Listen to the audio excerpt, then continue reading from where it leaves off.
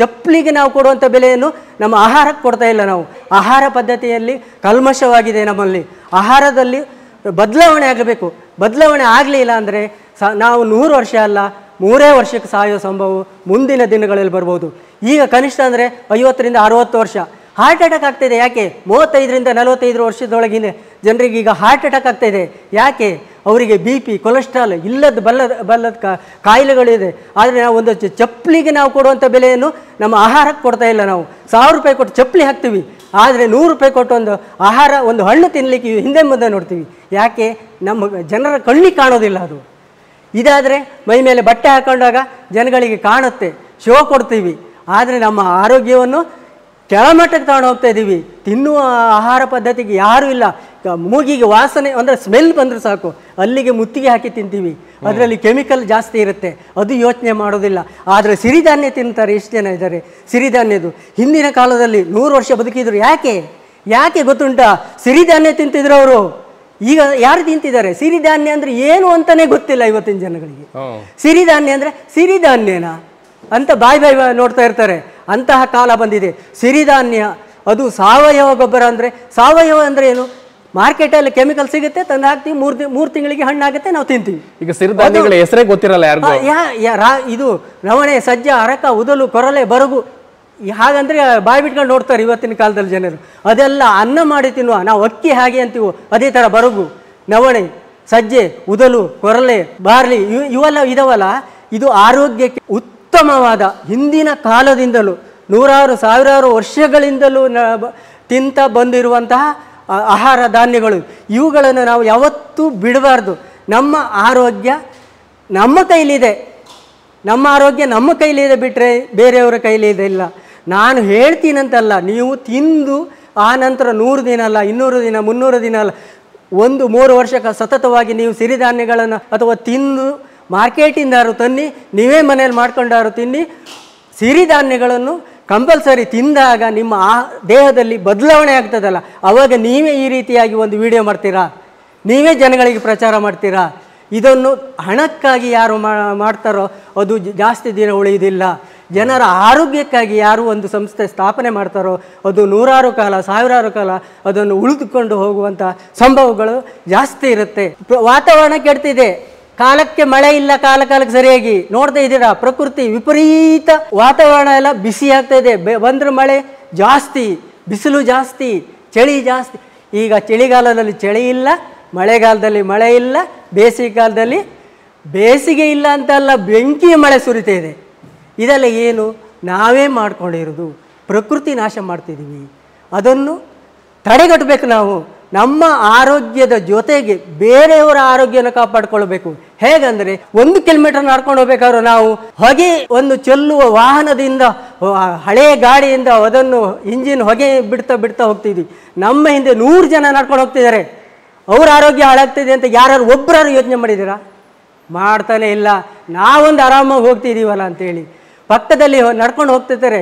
ಗುಂಡಿ ಇರುತ್ತೆ, ಕೆಸರಿನ ಹೊಂಡ, ಗಾಡಿ ಹಾರಿಸ್ಕೊಂಡು ಹೋಗ್ತೀವಿ. ಅವ್ರು 4 ಜನಕ್ಕೆ ಒದ್ದೆಯಾಗಿರುತ್ತೆ, ನಾವು ನಗ್ತಾ ಹೋಗ್ತೀವಿ. ಆದರೆ ಅವರು ಇಷ್ಟು ನೊಂದ್ಕೊಂಡಿರ್ತದೆ. ಆದರೂ ಮನುಷ್ಯ ತಿಳುವಳಿಕೆ ಪಡಿಸ್ಕೊಳ್ಬೇಕು. ಅವನು ಶೋಕಿಗೆ ಜೀವನ ಅಲ್ಲ, ಶೋಕಿ ಜೀವನ ಹೋಯಿತು. ಮಹಾಮಾರಿ ಕೊರೋನಾ ಬಂತು 2019ನೇ ಇಸ್ವಿಲಿ. ಎಲ್ಲರೂ ತಂದೆ ತಾಯಿನ ಬಿಟ್ಟು, ಊರು ಬಿಟ್ಟು, ಪ್ರಪಂಚದ ಮೂಲೆಗೆ ಹೋಗಿದ್ರು. ಎಲ್ಲರೂ ತಾಯಿನಾಡಿಗೆ ಬಂದರು, ತಾಯಿನ ಹುಡ್ಕೊ ಬಂದರು. ಯಾವುದು? ಆರೋಗ್ಯ. ರೋಗ ಇಲ್ಲಿ ನಿಂತರೆ ಏನಾಗುತ್ತೋ ನಾವು ಸಾಯ್ತೀವಿ. ನಮ್ಮ ತಾಯಿನಾಡಿಗೆ ತಂದೆ ತಾಯಿಗೆ ಎಷ್ಟೋ ಜನದ ಪರಿಚಯನೇ ಇಲ್ಲ. ಇವ ನನ್ನ ಮಗ ಅಂತೇಳಿ, ಇವಳು ನನ್ನ ಮಗಳು ಅಂತೇಳಿ, ಇವಳು ನನ್ನ ಸೊಸೆ ಅಂತೇಳಿ ಅಂಥವರೆಲ್ಲ ಬಂದರು. ಯಾವಾಗ? 2019ರಲ್ಲಿ. 2019ರಲ್ಲಿ ಕೊರೋನಾದಲ್ಲಿ ಇಮ್ಯುನಿಟಿ ಬೂಸ್ಟರ್ ಆಗಿ ಕೆಲಸ ಮಾಡಿದ್ದು ಯಾವುದು? ಸಿರಿಧಾನ್ಯ ಮಿಲೆಕ್ಸ್ ಹೆಲ್ತ್ ಮಿಕ್ಸು. ಅವಾಗ ರೋಗ ನಿರೋಧಕ ಶಕ್ತಿ. ಮನುಷ್ಯನಿಗೆ ಒಂದು ಜ್ವರ ಬಂದರೂ ತಡ್ಕೊಳ್ಳೋ ಶಕ್ತಿ ಇಲ್ಲ. ಜ್ವರ ಬಂದರೂ ಡಾಕ್ಟ್ರ್ ಹತ್ರ ಹೋಗಲಿಕ್ಕೆ ಭಯ. ಕೊರೋನಾ ಅಂತ ಒಳಗೆ ಹಾಕ್ತಾರೆ. ಒಳಗೆ ಹಾಕಿದ್ದು ಒಂದೇ ಮಾತ್ರ ಅಲ್ಲ, ಅದನ್ನ ಕಿಡ್ನಿ ಮಾರ್ತಾರೆ, ಬಾಡಿ ಲಿವರ್ ಎಲ್ಲ ತೆಗಿತಾರೆ. ಊಹಾಪೋಹಗಳು ಜಾಸ್ತಿ ಆದವು. ಮನುಷ್ಯ ಹಾಸ್ಪಿಟ್ಲಿಗೂ ಹೋಗಂಗಿಲ್ಲ, ಮನೆಯಲ್ಲೂ ಕೂರಂಗಿಲ್ಲ, ಅವನು ಇಮ್ಯುನಿಟಿ ಪವರ್ ಜಾಸ್ತಿ ಮಾಡ್ಕೊಳ್ಳೋಂಗಿಲ್ಲ. ತಿಂದಂಥ ಆಹಾರ ಉಂಟಲ್ಲ, ನಮ್ಮ ಆಹಾರ ಜೀರ್ಣ ಮಾಡುವಂಥ ಶಕ್ತಿನೂ ಕೂಡ ಮನುಷ್ಯನಿಗೆ ಕಮ್ಮಿ ಆಯಿತು. ಆದರೆ ಮಿಲೆಟ್ ಹೆಲ್ತ್ ಮಿಕ್ಸಿನಿಂದ, ಇಮ್ಯುನಿಟಿ ಪವರ್ನಿಂದ ಕೊರೋನಾದಲ್ಲಿ ಮನುಷ್ಯನಿಗೆ ಸಾಮಾನ್ಯ ರೋಗಗಳು ಬಂದರೂ ಕೂಡ ಅದನ್ನು ನಿವಾರಣೆ ಮಾಡುವಂಥ ಶಕ್ತಿ ಕೂಡ ಈ ಮಿಲೆಟ್ಸ್ ಹೆಲ್ತ್ ಮಿಕ್ಸ್ನಲ್ಲಿದೆ. ಮಿಲೆಟ್ಟು ಆರೋಗ್ಯದ ವರ್ಧಕ ಹೌದು. ಇದು ಮನುಷ್ಯನ 60 ವರ್ಷ ಇರೋದನ್ನ 100 ವರ್ಷದವರೆಗೆ ಕೊಂಡೊಯ್ಯುತ್ತೆ ಅವನ ಆರೋಗ್ಯವನ್ನು. ಯಾಕೆ? ಕಣ್ಣಿಗೆ ಕಾಣೋದಿಲ್ಲ, ಕೆಲಸ ಮಾಡ್ತದೆ. ಇದು ಬಾಯಿಲಿ ಹೇಳೋದಲ್ಲ, ಅದನ್ನು ಅನುಭವಿಸಬೇಕು, ತಿನ್ನಬೇಕು. ನಾನೇ ತಿಂದಿದ್ದೀನಿ, ನನಗೆ BP ಶುಗರ್ ಎಲ್ಲದೂ ಇತ್ತು. ಮಿಲೆಟ್ ಮಿಕ್ಸ್ ತಿನ್ನೋದ್ರಿಂದ ಆರೋಗ್ಯ ಸರ್ವಗತ್ತೆ ಅಂತ ಯಾವ ಧೈರ್ಯದಿಂದ ಹೇಳ್ತಾ ಇದ್ದೀರಾ ನೀವು? ಸರ್, ಈಗ ಬೇರೆ ಯಾರ ತಿಂದು ಹೇಳಿದ್ರೆ ನಾನು ನಂಬ್ತಿರ್ಲಿಲ್ಲ. ಇನ್ನೊಬ್ಬರು ತಿಂದು ಅವನು ಸರಿಯಾಗಿದ್ದೇನೆ ಇಲ್ಲ ಅಂತ ನನಗೆ ಗೊತ್ತಾಗೋದು ಹೇಗೆ? ನಾನೇ ಸ್ವತಃ ತಿಂದು ನೋಡಿದ್ದೀನಿ. ನನಗೆ ಆರೋಗ್ಯ ಸರಿಯಿಲ್ಲ. 4 ವರ್ಷದ ಹಿಂದೆ ಕೊರೋನಾ ಸಮಯದಲ್ಲಿ ಹಾಸ್ಪಿಟ್ಲಿಗೆ ಹೋಗೋಕ್ಕೆ ಭಯ ಆಗುತ್ತೆ. ಜ್ವರ ಬಂದಾಗ ನಡ್ಕೊಂಡು ಹೋಗ್ಲಿಕ್ಕೆ ಆಗ್ತಿರ್ಲಿಲ್ಲ. ಆವಾಗ ಇಲ್ಲಿ ಫ್ಯಾಕ್ಟ್ರಿಯಲ್ಲಿ ಸಾಧಾರಣವಾಗಿ ಸಣ್ಣ ಇದು ಮಾಡಿಕೊಂಡು ನೋಡ್ಕೊಂಡು ಹೋಗುವಂತ ಬಂದೆ. ಅಂಥ ಟೈಮಲ್ಲಿ ಪ್ರಚಾರ ಯಾವುದೂ ಇರಲಿಲ್ಲ ಸಿರಿಧಾನ್ಯದ್ದು. ನಾನು ಬಂದು ಒಂದು ಪ್ಯಾಕೆಟ್ ನೋಡುವಂತ ತಗೊಂಡು ಹೋದೆ.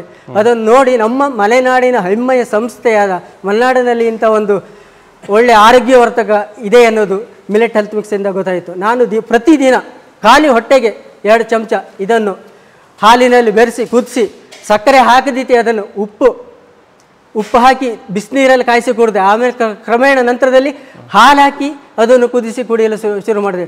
4 ವರ್ಷದಿಂದ ಕುಡಿತಿದ್ದೇನೆ. ನನಗೆ ಎಲ್ಲ ಕಾಯಿಲೆಗಳು ವಾಸಿಯಾಗಿದೆ.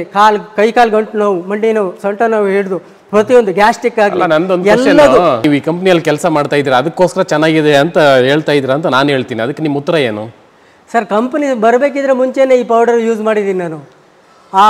ಅದರ ರಿಸಲ್ಟು ಚೆನ್ನಾಗಿ ಬಂದ ನಂತರ ಕಂಪನಿಯಲ್ಲಿ ನಾನೇ ಕೆಲಸ ಮಾಡಬಾರ್ದು, ನನ್ನಿಂದನೂ ಜನಗಳಿಗೆ ಉಪಯೋಗ ಆಗಲಿ. ನಾವು ತಯಾರು ಮಾಡಿದಂಥ ಆಹಾರ ಪದ್ಧತಿ ಉಂಟಲ್ಲ, ಅದು ನನಗೂ ಆರೋಗ್ಯಕ್ಕೆ ಹೆಲ್ಪ್ ಆಗಿದೆ, ಬೇರೆಯವರಿಗೂ ಅದು ಹೆಲ್ಪ್ ಆಗಲಿ ಅನ್ನೋ ಉದ್ದೇಶದಿಂದನೇ ನಾನು ಇದನ್ನು ಹೇಳ್ತಾ ಇದ್ದೀನಿ. ಇಲ್ಲೀಗ ನನ್ನ ಆರೋಗ್ಯ ಸರಿಯಾಗಿದೆ, ಕಂಪನಿಯಲ್ಲಿ ಇದೀನಂತ ಹೇಳ್ಕೊಂಡು ನಾನು ಹೇಳ್ತಾ ಇಲ್ಲ. ಇದನ್ನು ಕಂಪನಿ ಸೇರಬೇಕಿದ್ರೆ ಪ್ರಥಮವಾಗಿ ನಾನು ಇಲ್ಲಿನ ಮಿಲೆಕ್ಸ್ ಹೆಲ್ತ್ ಮಿಕ್ಸನ್ನು ಉಪಯೋಗಿಸಿನೇ ಬಂದಿರೋದು. ಇಲ್ಲಿ ಮಿಲೆಟ್ ಹೆಲ್ತ್ ಮಿಕ್ಸ್ ಜೊತೆಗೆ ಮಿಲೆಕ್ಸ್ ಚೂರ್ಣಂ ಆಯುರ್ವೇದಿಕ ಹರ್ಬ್ಸಿಂದ ಮಾಡಿದಂಥದ್ದು.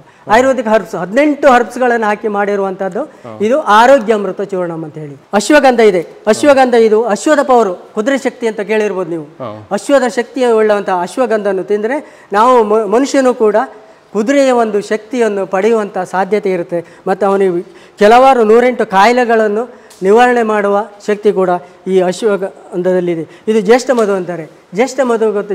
ಜ್ಯೇಷ್ಠ ಅಂದರೆ ಶ್ರೇಷ್ಠವಾದದ್ದು, ಮಧು ಅಂದರೆ ಜೇನಿಗಿಂತ ಶ್ರೇಷ್ಠವಾದದ್ದು ಜ್ಯೇಷ್ಠ ಮಧು. ಇದರಲ್ಲಿ ನಮಗೆ ಯಾವುದೇ ಸಾಮಾನ್ಯ ಕಾಯಿಲೆಗಳು ಬಂದರೂ ಕೂಡ ಇದರಿಂದ ನಿವಾರಣೆ ಆಗ್ತದೆ. ಕಾಯಿಲೆ ಬಾರದಂತೆ ತಡೆಗಟ್ಟುವ ಒಂದು ಆಯುರ್ವೇದಿಕ ಗಿಡಮೂಲಿಕೆಗಳು ಇದು. ಆಯುರ್ವೇದಿಕ ಗಿಡಮೂಲಿಕೆ ಯಾಕಂದರೆ ನಮಗೆ ಆ ಕಾಯಿಲೆ ಬಂದ ನಂತರ ಹಾಸ್ಪಿಟ್ಲಿಗೆ ಹೋಗ್ತೀವಿ ನಾವು. ಕಾಯಿಲೆ ಬರಬೇಕಿದ್ರೆ ಯಾರೂ ಹೋಗೋದಿಲ್ಲ, ಎಲ್ಲ ಚೆನ್ನಾಗಿದ್ದೀವಲ್ಲ, ನಾವೆಂತ ಹಾಸ್ಪಿಟ್ಲಿಗೆ ಹೋಗೋದು ಅಂತೇಳಿ.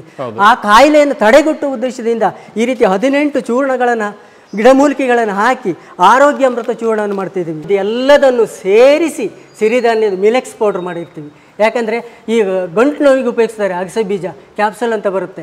ಅಂದರೆ ದೇಹದಲ್ಲಿ ಕೊಲೆಸ್ಟ್ರಾಲು ಪ್ರತಿಯೊಂದು ಕಡಿಮೆಯಾಗಿ ರೋಗ ನಿರೋಧಕ ಶಕ್ತಿ ಬರಲಿ ಅಂತ ಹೇಳಿ ಒಂದೊಂದು ಐಟಮ್ ಆಗಿ ಮಾಡಿರ್ತಾರೆ.